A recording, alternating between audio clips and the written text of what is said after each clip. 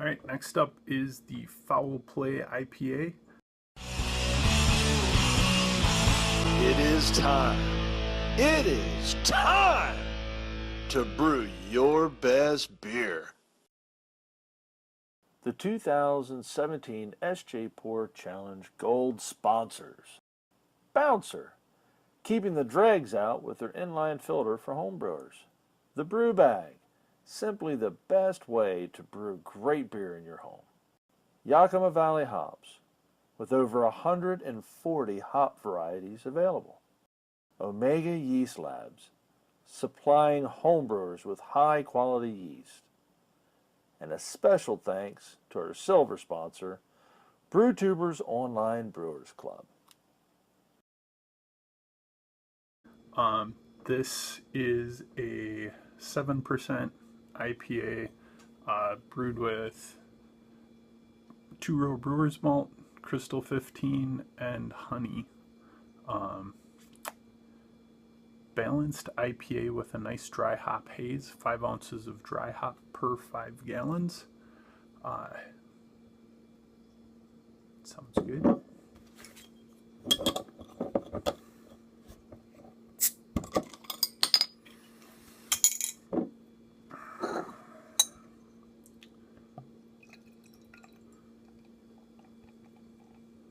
A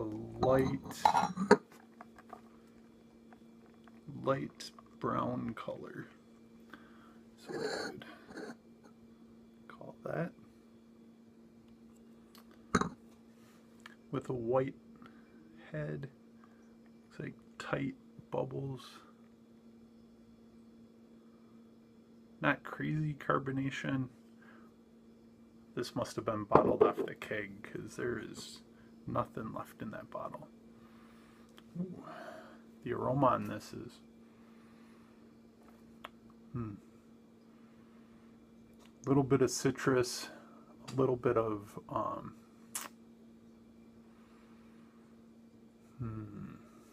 little earthiness, a little bit of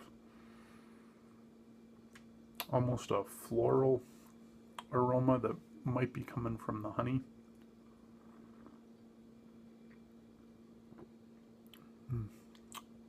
Yeah, that honey really comes through in there. It just kind of sweetens everything up a little bit. I know honey ferments out, but there's definitely a mouthfeel thing that I get from beers with honey in it. And this is a good use of it.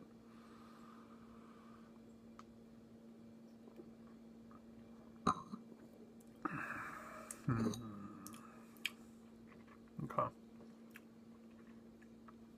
So in the flavor I get a little bit of that floral character. There's an herbal quality. The citrus character is pretty subdued on this, knowing that Cascade, Centennial, and Columbus are the only hops that were used in this round.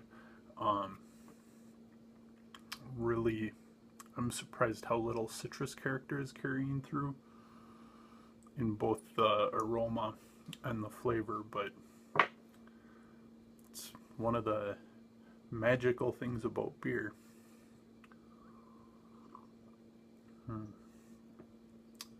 So we'll go back to the appearance a little bit. This is I guess it was a little bit in the shadows, was making it look a little brown. Holding it up to the light, it's definitely like a light orange color, with fine white bubbles.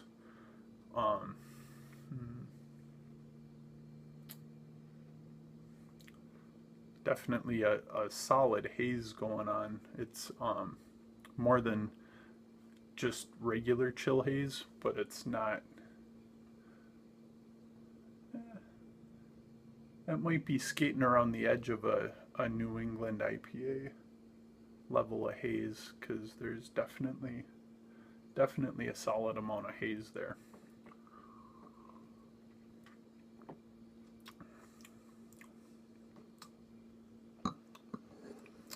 there's a really good earthy,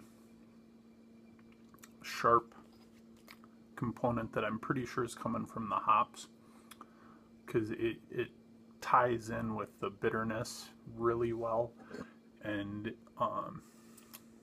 it really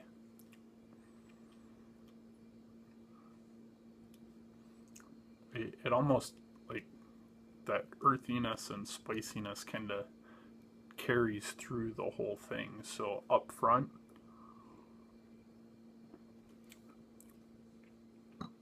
there's a little bit of that floral and then bitterness, and then there's like a little bit of citrus character, but that drops off pretty quick into that earthy, spicy flavor.